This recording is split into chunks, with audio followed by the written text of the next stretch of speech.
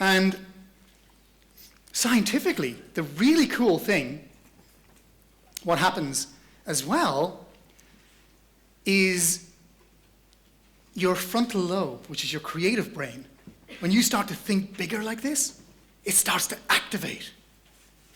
Now, I could go into this whole didactic, boring kind of presentation on how the brain works, and they could look inside the brain, and amazingly enough, they can see the electrical activity in the brain, right? Especially when you think certain emotions, especially emotions such as fear. When they are there, what's known as your amygdala, which normally processes your emotions, that actually goes out of balance. And it actually cuts you off from your frontal lobe, your creative brain. But hey, you can wiki all that. I want you to imagine, have a bit of fun with it, that you've got these characters in there. They're like committee members. Anybody ever hear voices in their head before they make those phone calls? Yeah? So you've got let's just say you're moving towards this goal over here, this vision over here. So let's call this character of your committee General Frontal Lobe. Hey, I'm General Frontal Lobe, and I've just been to all these gurus or whatever, so now I'm not going to make 5 calls, not 10, not 15, not 20 calls a day. There's a part of you like that, right, that wants to just go for it. But there's this other committee member, or there's these series of committee members, and they're not quite on board with that, are they? They're kind of going, like the amygdala. If you can imagine the amygdala, this is my amygdala character anyway. I am the amygdala, and we do not recommend that you take this course of action. We're on a course of mediocrity. My job is to keep you safe. And suddenly you're hearing this voice, oh my God, don't make the calls. Don't make the calls. Right? Did you ever find that? That suddenly, your frontal lobe says, yes, we're going to do it.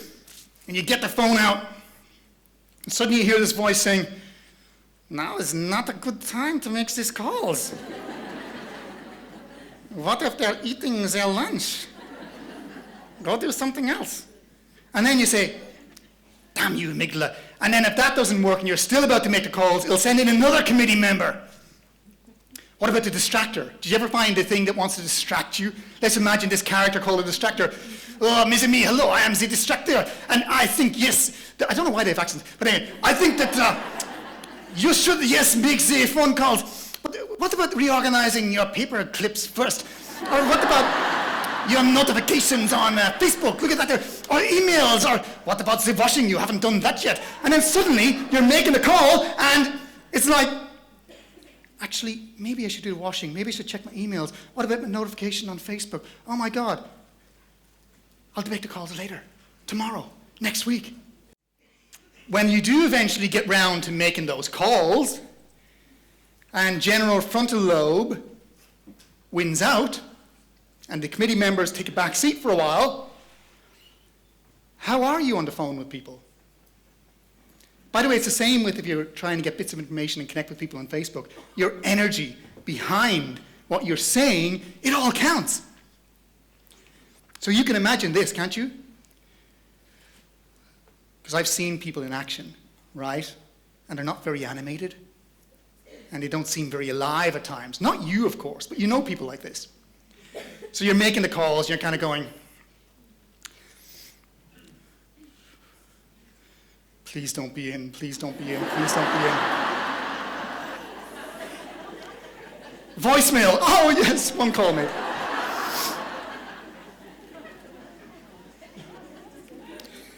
And then you go at it again.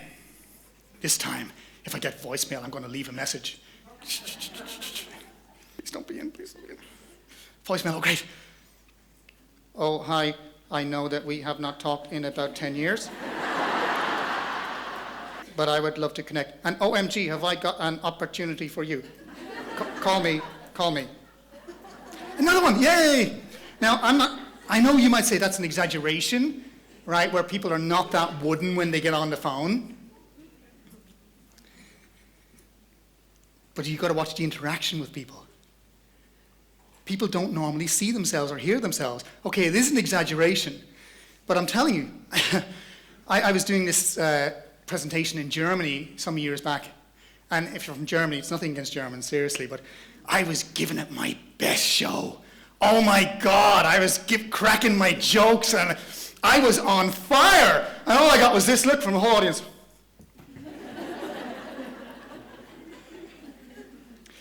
And at the end, this woman comes up and she says, "That was absolutely fantastic. In fact, it was absolutely hilarious. I was cracking up during that." And I just thought to myself, well, she obviously didn't tell her face, sorry. But all I'm saying is that it's good to even record yourself on the phone. It's good to be able to even, I know people don't like it, but watch themselves on videos, because you will be amazed. You might think that you're being super animated and alive, and sometimes it ain't the case, right? And then eventually you might get through to someone and kind of go, "Please don't be in, please be on. Oh, hello. Oh, hi. You don't know me, but I know you. And wow, do I have an opportunity for you? Hello? Hello. Okay. Another call made. Yay! Okay.